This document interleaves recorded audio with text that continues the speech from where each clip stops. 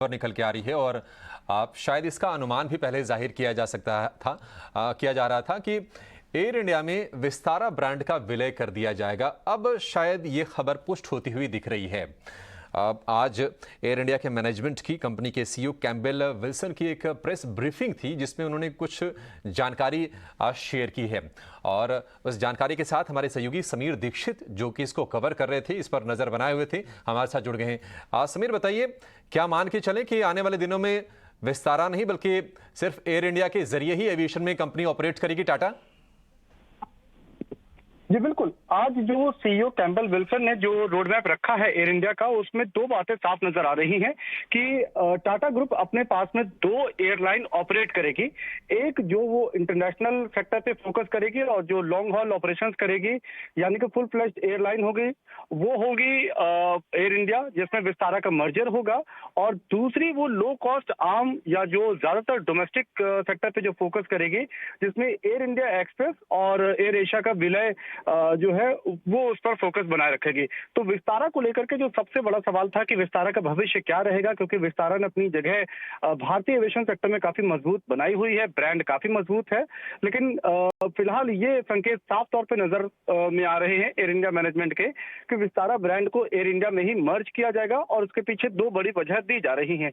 एक तो ये कि एयर इंडिया ब्रांड उसकी ग्लोबली बड़ी पहचान है और उस बड़ी पहचान को ही वो आगे लेकर के जाना चाहेगी और विस्तारा की जो भी पॉजिटिव लीगेसी है उसको वो कंटिन्यू करेगी। लेकिन विस्तारा एज अ ब्रांड उसको मर्जर करने का यहाँ पे संकेत टॉप मैनेजमेंट की तरफ से साफ नजर आ रहा है। जी, फिर क्या इसके रेगुलेटरी जो भी अप्रूवल्स लेने हैं उसकी प्रक्रिया भी शुरू कर दी है क्या कंपनी ने?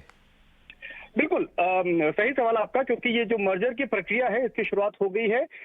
3 चरणों में ये पूरा मर्जर प्रक्रिया को संपन्न किया जाएगा। पहली प्रक्रिया के तहत जो कॉम्पिटिटिव अथॉरिटीज हैं उनकी तरफ से रेगुलेटरी अप्रूवल मिलना है और वो फर्स्ट फेज की शुरुआत हो गई है। बहुत जल्द हम देखेंगे कि भारत के कॉम्पिटिशन कमीशन ऑफ इंडिया यानी कि सीसीआई की तरफ से यदि अप्रूवल मिलता है तो उनका पहला चरण पूरा होगा। इसके बाद दूसरे चरण के तहत जो एविएशन रेगुलेटर है डीजीसीए, वहां से मर्जर का अप्रूवल मिलना है और उसके बाद तीसरा चरण जो है वो मंत्रालय और बाकी अन्य चीजों का जो अप्रूवल मिलना है वो तीसरे चरण के तहत आएगा। तो फर्स्ट फेज की शुरुआत हो गई है और वो जल्द ही माना जा रहा है कि पूरा कर लिया जाएगा। सवाल और आपसे जानना चाहेंगे, देखिए आप निश्चित तौर पर काफ़ी बड़े एयरक्राफ्ट्स के ऑर्डर भी दिए थे एयर इंडिया ने कुछ दिनों पहले। हम देख रहे हैं कि एविएशन स्पेस में चीज़ें थोड़ी सी अब कंपटीशन और गहरे होने के आसार हैं। इंडिगो को एक कड़ी टक्कर है और क्या कुछ खास कहा है आप सीईओ ने अपनी आज की ब्रीफिंग में? बिल्कुल, आज की जो ब्रीफिंग का अहम फोकस ऐसी बात था कि किस तरीके से एयर इंडिया एक्सपेंशन प्लान अपने आगे लेकर के जाएगा, खासकर डोमेस्टिक और इंटरनेशनल फ्रंट पे।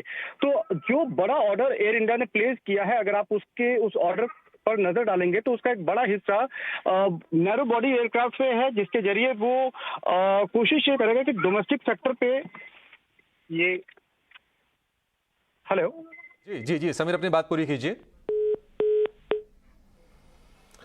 ठीक है, समीर से हमारा संपर्क टूट गया। चलिए आगे फिर से उनको कभी जोड़ेंगे। लेकिन बड़ी खबर आ रही है कि विस्तारा ब्रांड जो कि हम देखते हैं कि अच्छे से ऑपरेट कर रही थी, लेकिन उसको अब मर्ज करेगी एयर इंडिया से, क्योंकि एयर इंडिया की जो पहचान है वो ग्लोबल है और विस्तारा की अभी तक जो पहचान है अब एक डोमेस्टिक करियर की है भारत में। तो निश्चित तौर पर सारे एविएशन के कारोबार को कंसोलिडेट करके एक ब्रांड के तहत लेकर आएगी और ब्रांड जो एयर इंडिया है उसको कंपनी और मजबूत करेगी। गौरव, आपसे जरा एविएशन पर राय चाहेंगे। देखिए स्पाइस जेट की तो हमने बात कर ली, लेकिन जब भी स्पाइस जेट की बात होती है और पूछा जाता है कि स्पाइस जेट में क्या करना है तो लोग कहते हैं कि नहीं आप इंटरग्लोब ले लीजिए। अब हम देख रहे हैं कि जो कंपटीशन है ना अब थोड़ा सा और गहरा होने वाला है। लेकिन क्या आपका व्यू इंटरग्लोब को लेकर, इंडिगो को लेकर इंटैक्ट है? देखिए, इंडिगो मैं फिलहाल थोड़ा अवॉइड करूंगा। इसने एक अच्छा ब्रेकआउट दिया था और मेरे जो टारगेट्स थे वो एक बार आ चुके थे, 2200 के करीब के थे। यहाँ पे एक मूविंग एवरेज का सपोर्ट है 1800 1815 का, वहाँ से बाउंस बैक प्राइस आपको शायद देखने मिल जाए। लेकिन जब तक स्टॉक फिर से ऊपरी लेवल्स पे नहीं आता है, ब्रेकआउट के लेवल्स के ऊपर नहीं आता है, जो कि है 1920 1915 के लेवल, तब तक मैं इसको फिलहाल अवॉइड करूंगा यहाँ पे बाय करना। देखिए ब्रेकडाउन जब भी होता है एक ब्रेकआउट के बाद में तो दिक्कतें काफ़ी बढ़ जाती हैं क्योंकि प्रॉफिट बुकिंग वाले भी आ जाते हैं और साथ में शॉर्ट सेलर्स भी आ जाते हैं तो वो सबसे वोलेटिलिटी काफ़ी बढ़ जाती है। तो मेरे हिसाब से थोड़ा एक आप मुनाफा कम मिले वो चलेगा लेकिन कंफर्मेशन का इंतजार करें वो बेहतर रहेगा। तो 1910-15 होल्ड करता है तो ही इसमें बाय कीजिए, अदरवाइज एक बार अवॉइड कीजिए।